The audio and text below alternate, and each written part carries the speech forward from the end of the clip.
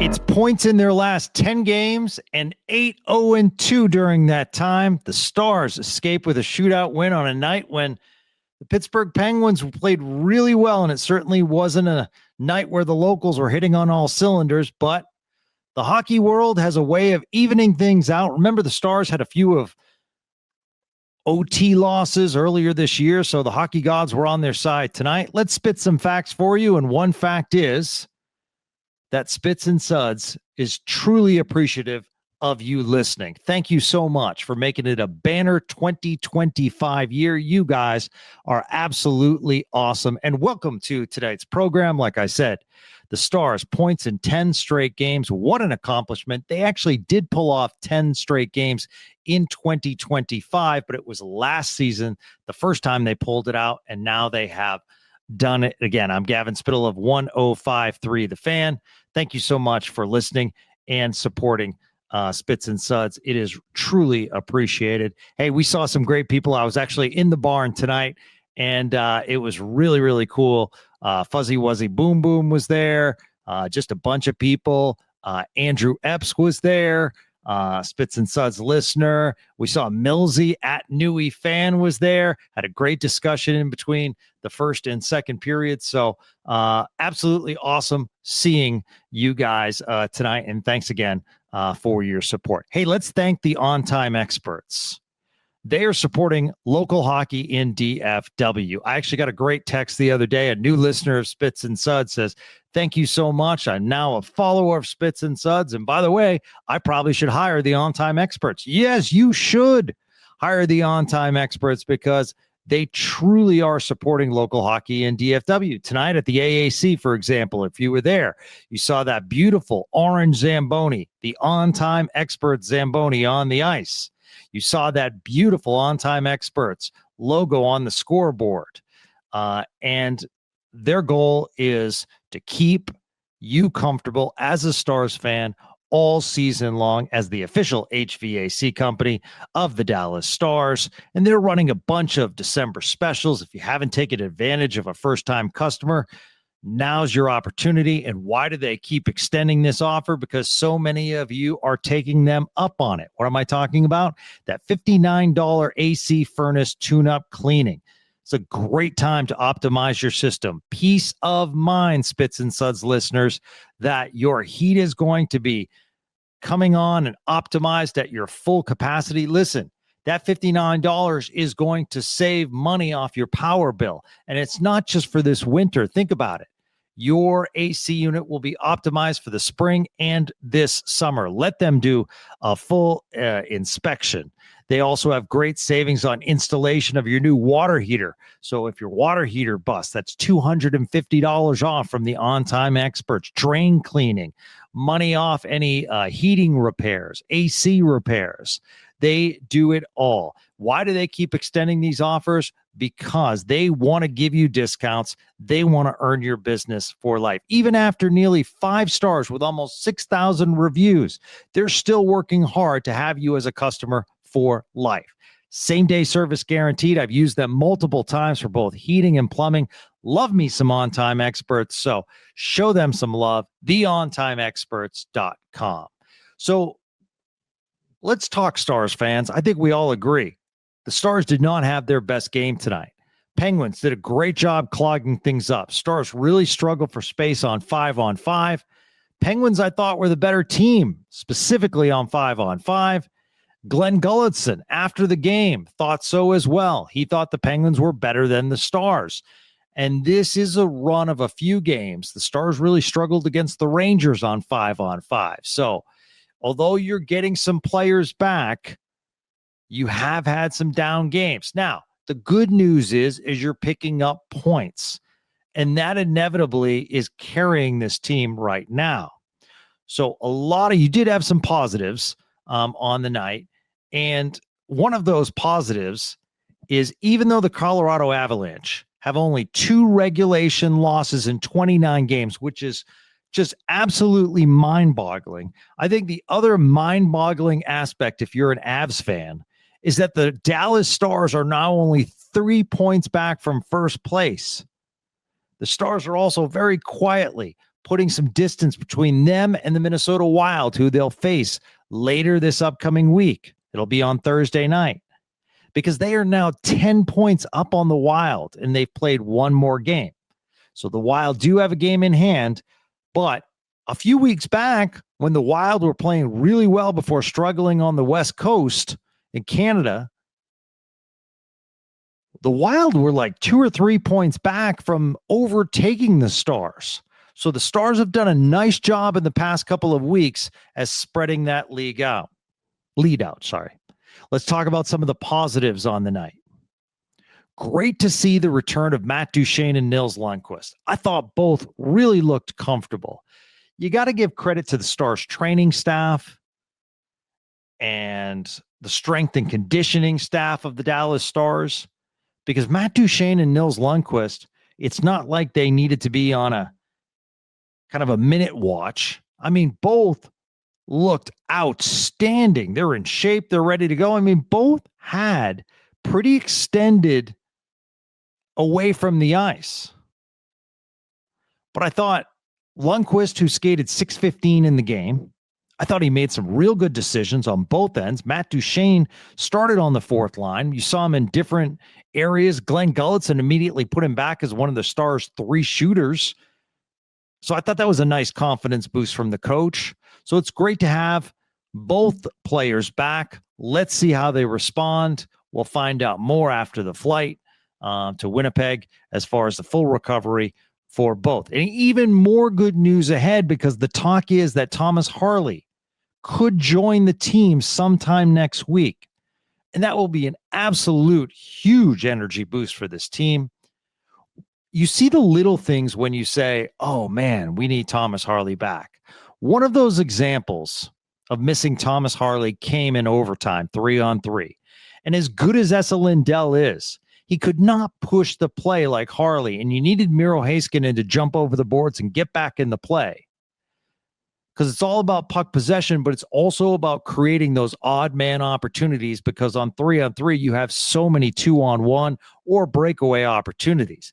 And it just looked like Esa Lindell couldn't get the play started. You know, I mean, he's more of a defensive defenseman. Obviously, he's terrific. That's why he's part of the first pairing. But Thomas Harley thrives in those open ice situations. Really excited to get him back, hopefully as early as next week. Speaking of Miro Heiskanen, after a slow start, I raised my hand. I was critical of him in the first few games, and I think we should have been critical. He did not play his best, and he did not look good. But since that point, what an absolute beast he's been. So the Stars pulled Ottinger for the extra skater with 1 minute, 49 seconds left in regulation. Miro ties it with a wicked one-timer. He got all of it.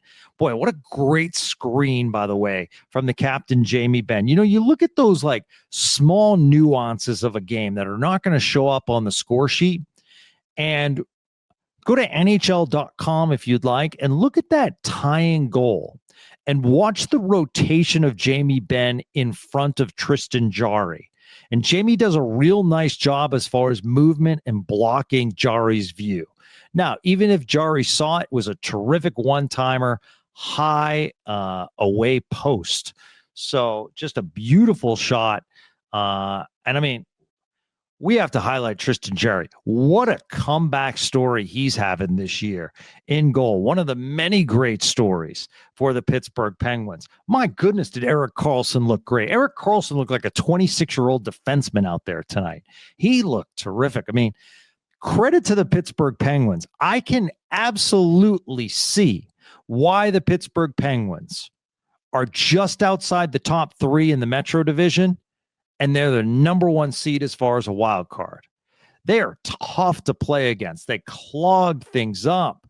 They fight you in their zone. They're good back checkers. They get it out of their zone pretty quick. I mean, the Stars really did not have that much elongated zone time all game. All right. So back to Miro. 27:57 time on ice. Just looking that up. That makes 3 goals in 3 straight games. That's a first for his career. He's also been great defensively. And what did we say needed to happen to possibly open the door as far as a Norris Trophy candidate? He needed to put more points up, and he has. 30 games played, Miro has 26 points.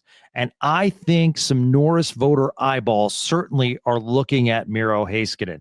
On top of that, Adam Fox's injury with the New York Rangers. You certainly don't want to see people get injured, but at the same time, he's always in the Norris mix. Let's highlight Jamie Benn. He had a goal tonight on a terrific give and go for Rope Hintz. And Jamie Benn, since coming back, has been very effective. In fact, he's been very effective against the Pittsburgh Penguins. That goal extended his point streak against the Pens to 5 games. So he's been really effective against Pittsburgh. So there were certainly some good things, that happened. Let's go into the penalty kill of Dallas. Pittsburgh's the best in the league. We don't necessarily think of the Pittsburgh Penguins, and we should, as far as the number one power play in the league. And in a tight game, the Stars hold the Pittsburgh Penguins scoreless when they were on the power play. The Stars have now gone 8 straight games without giving up a power play goal. I mean, that's a massive factor in their 10-game success. We already know the Stars are best or one of the best power play teams, but now special teams is the story of this team. And back to the Pens for a segment. I absolutely marveled watching Sidney Crosby tonight. He picked up an assist. 30 points in 27 games, 50% on the faceoff dot. This man is not 38 years old.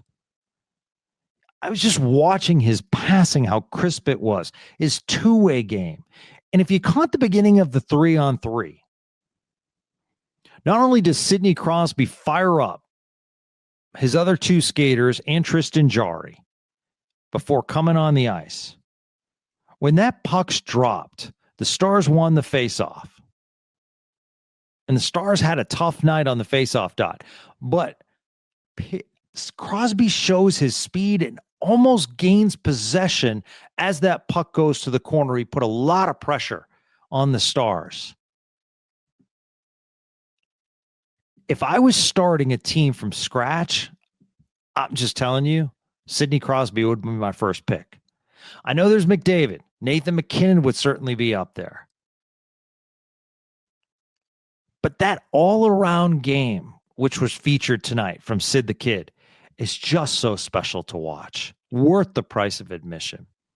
And I'm so glad that the last 8 to 10 minutes of the game was exciting, and the 3-on-3 certainly was. And the shootout where Ottinger came up big. But honestly, the beginning of this game in the second period was rough for the Dallas Stars. They just could not develop any kind of momentum, any kind of offensive zone time. The Penguins were all over them. All right. Listen, wasn't tested a ton tonight. Jake Ottinger came up big in the shootout. But against the San Jose Sharks, a .941 save percentage. Against the Pens tonight, a .931 save percentage. So in his last 5 games, Ottinger has given up 2 goals, 1 goal against San Jose, shutout against the Devils, 3 against Utah, 3 against Edmonton. That's a pretty darn good stretch for your starting netminder. Casey DeSmith has been awesome. Jake Ottinger quietly getting back into the mix. Especially if you look, his goals against has dropped now to 2.49. His save percentage is up to .909. So quietly having a good season. I mean, what Casey DeSmith is doing is, absolutely amazing, but it's good to see Jake Ottinger is playing well. It's kind of interesting because I say that, but it was he almost gave up a couple of goals because he missed some, pucks. There was one glove save that just kind of pinged off of his glove, and there was some scrums in front of the net that looked kind of scary. So 2 points tonight. They have a bunch of work to do. They know they do. The question is when can they get the work in? The Stars have a voluntary practice on Monday before catching a flight to Winnipeg. They'll face the Jets on Tuesday night. Then it's Minnesota on Thursday night. So 2 straight against the Central, being back home on Saturday against the Cup champion Florida Panthers. So certainly not an easy week, but are there any easy weeks in the NHL anymore, specifically for our Dallas Stars? But hey, we'll take them where they can get them. I think the Stars know in the back of their mind. In fact, if you look at the post-game quotes, Glenn Gulletson says we were not the better team tonight. And then you look at Mikko Rantanen. I don't think it was our best game, especially the first 2 periods. We missed executing a lot, not creating a lot. So they get into it. So it's not like the team was celebrating, but at the same time, 2 points is great. You got your leading goal points getter from last year and Matt Duchene back in the lineup. You have a top 4 defenseman in Nils Lundkvist back in the lineup. You have Thomas Harley hopefully going to be back in the lineup next week. So you do have a lot of positives as the Stars continue to roll on. Really excited for tomorrow's podcast. Stephen Meserve of 100 Degree Hockey will join us tomorrow afternoon. So we'll post that shortly after we cut the interview, because a couple of you have asked about what's happening in the minors with the Texas Stars, the Dallas Stars minor league affiliate. And Steven is on that beat, and he will tell us everything we need to know. Is Trey Taylor a major prospect? Who are some of the people we should be looking at down in Texas? And Steven will fill us in on that, as well as new coach Toby Peterson. So we have a lot to talk about as far as the Stars minor league system. And Stephen Meserve, a frequent guest on Spits and Suds, will join us tomorrow afternoon. So that's going to do it for tonight. Special thanks to the On-Time Experts. Man, they knock it out of the park. So make sure you visit them, theontimeexperts.com. Special thanks to our awesome producer, Gregory Finley. When we look at the success of this program, Gregory has a lot to do with it, and we truly appreciate all of his podcast work on Spits and Suds. I'm Gavin Spittle of 105.3 The Fan. Until our next podcast, which is tomorrow, have a great start to the week, everyone.